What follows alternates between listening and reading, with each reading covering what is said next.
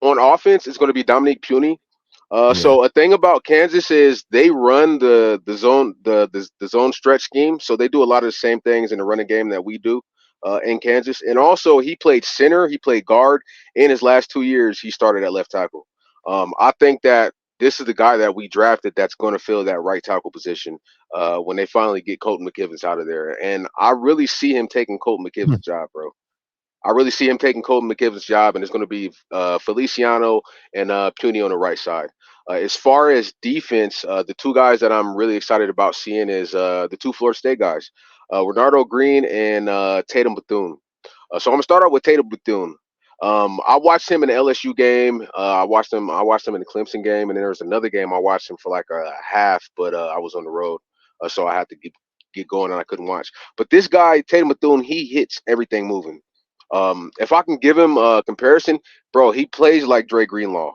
Okay. His 40 time wasn't so good, but Dre Greenlaw He's running with four six Greenlaw. five. Yeah, the Greenlaw running 4.65 and Tatum Bethune running 4.75, and then they're like, "Oh, where's only 6 foot?" Well, Dre Greenlaw's 6'1", so like it's an inch and Yeah. a tenth of a second of a speed. So it's like when I see that guy Bethune, he's really good at blitzing, he's really good at shedding blocks, and he hits everything moving. He's one of those guys you're gonna have to calm down. It's like almost like Dre Greenlaw. It's like, bro, you're on the sideline in front of the ref. There's no need to body slam this guy. Just calm down a little bit. You Yeah. know what I mean? But he was Right. the leader of that defense. And then we have Renardo Green. Renardo Green is extremely sticky. He Yeah. sticks to the receivers, bro. He can get a little bit handsy, but he is a dog. He's extremely physical. I'm excited about seeing him, bro. So those are the three guys that I'm mainly most excited about seeing. But Dominique Puni, I'm telling you guys right now, this guy is gonna be one of the future leaders of this offensive line, man. Why do He's you feel he's confident really that he's going talented. to be a right tackle? I'm intrigued because, like, physically, I think if you compare him and Colton McKivitz, they're pretty similar. Right. Well, Yeah. I think he's going to be the right tackle because, of course, you cannot take Trent Williams' position until he leaves. But the reason Yeah. I say that is because he played all around the line, and also, he has experience. He has experience in college. He's not one of those guys who's been there, 1 or 2 years. He stayed all 4 years. And he just has the size and he has the athletic ability. Like when you see him get out and run on like screenplays, like, bro, he's just running up the field and throwing bodies. You Yeah. know what I mean? Kind of like when you see Yeah. Trent Williams. Now, I'm not going to compare him to Trent Williams, but what I'm saying is when he gets out in space and he runs, he has a real good feel for where guys are going to be and how to You make never the see that block from so his McKivitz. runner could be successful. Sorry. You No, never see oh that my from McKivitz. gosh, You used to see it you're from not young going to see McGlinchey, that. though. Yeah, I mean, yeah, we've seen it with McGlinchey, but it's just, I don't know, man. McGlinchey just had a lot of weight fluctuations. He didn't know if he wanted to play heavy, if he wanted to play True. light. It's true. One season he'd come in and be 305, another season he'd come into camp and he'd be Like, like 290, and it looked two, like he's yeah, it's dehydrated. crazy. It's crazy. So it's just Yeah. weird. But like I said, man, Dominique Puni, I really believe he's going to be a starter, and I think that he will shore up that right side because Feliciano was really good. He had a 93.2 Yeah. PFF, and I think he didn't even allow a sack in the season. So I think it will really shore up that right side. Those are the guys I'm So most do you excited think about that seeing. Puni will start week one, or he'll work his way into onto the field eventually? I I don't think he'll start week one, but I guarantee, like, I feel like we're gonna hear whispers like, this guy Puny is really good. Like, he's having Yeah. some really good reps against these starters. And then, I don't want to wish injury on nobody, but if McKivitz gets banged up, bro, like, I think Puny, I think it'll be like Brock Purdy, right? Like, Yeah. he gets injured, McKivitz gets injured, you know what I'm saying? And then he sits out, and then they're like, damn, Puny is really good. And they're like, all right, Colton, like, you're a swing tackle. If you're the swing lineman, if anybody gets injured, you're going to come back in. But Puny's just too good to sit on the bench, bro. That's Or how you I know what think they it's going could to do at happen. right tackle? They could do it right tackle. They do it right guard. They could platoon him. They've been having a platoon of right guard for like the last 3 years. But you know what? We want to see McKivitz. We're gonna go with a I drive mean, with Puni. 2 drives. Burford, it's Burford. You can't make that mistake on that third down, on that 3rd and 4 in the Super Bowl. I'm just not going to be able to get over that, bro. It's just like I can't get over, the guy who's returning pits. Who do we have returning punts? I can't remember his name. He's not here no Ray, he's more. gone. Yeah, Ray. Yeah, it's just like I can't get over you muffing a punt, and I cannot get over, Burford like clearly missing his block. It's just like there's no excuse for that, bro. None at all. There's no excuse for that. So I see Feliciano taking that position as long as he stays healthy. He'll be the right guard. And if McKivitz isn't on this game, man, Puny's, I think he'll take that right tackle position. I think he will. All right. You think so? All right. What do you Yep. think of Ricky Pearsall? Saul. Pearsall is, I think he's the for sure talent, bro. The guy is really fast, but the thing I like most is he's the technician when it comes to running routes. I mean, he was working out with some pretty good NFL, Pro Bowl talent wide receivers this offseason. And like I got to watch him last year, and I got to watch him a little bit of the year before.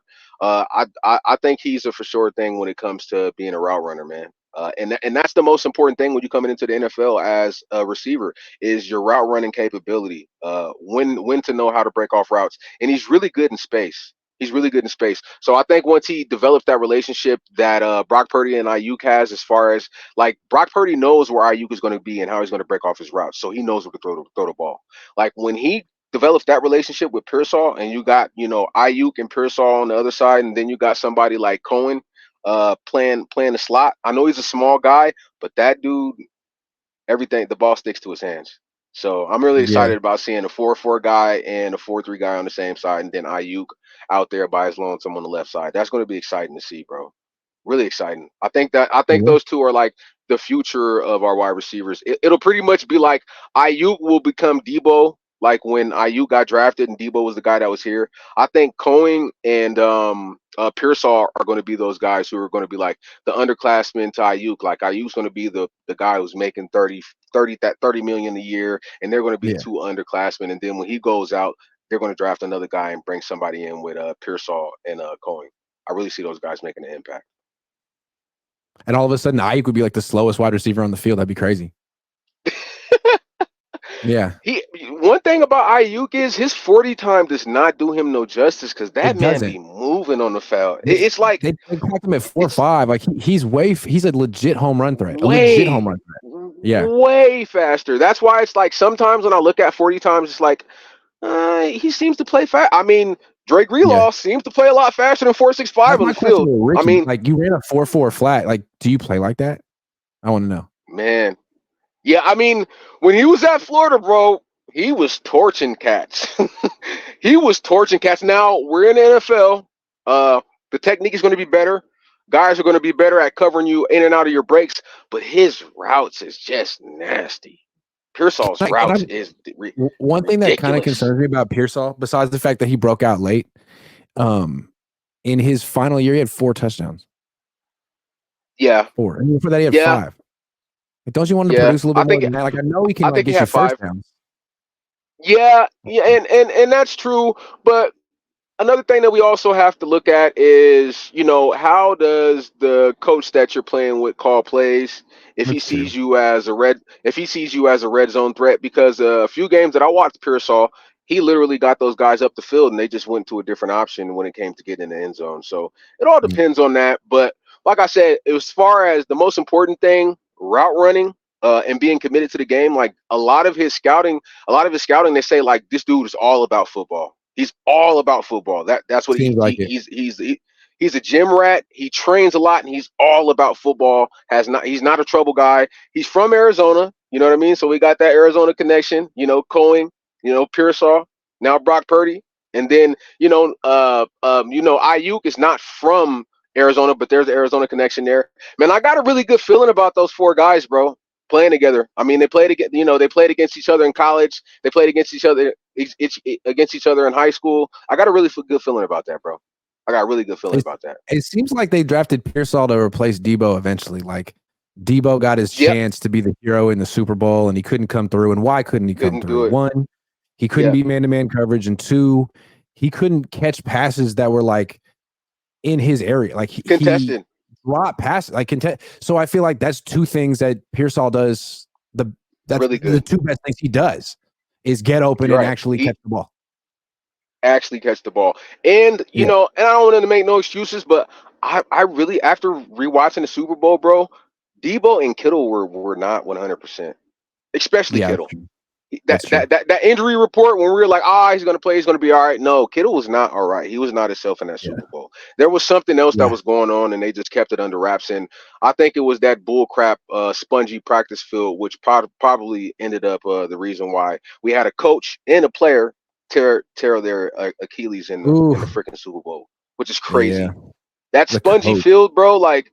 Yeah. Yeah, so I knew something was up with that spongy field, but it is what it is. Like I said, man, you guys watch out for Puni, and I think we have, the future of our defense was just drafted at skill positions, and the future right tackle. But man, those receivers, I think they're going to be really good, Grant. I think they're going to be good, bro. But like, to come back to your original point, Puni, that's the main guy you're talking about. If he becomes a right tackle for this team, that changes everything about this draft. Everything. Everything. That would be huge. I'm really curious. And they did say he can play all 5 positions, so they need a backup right tackle. It's not Jalen Moore. It's not Nope. Brandon Parker. So yeah, it'd be interesting. Nope. Yep. Yep.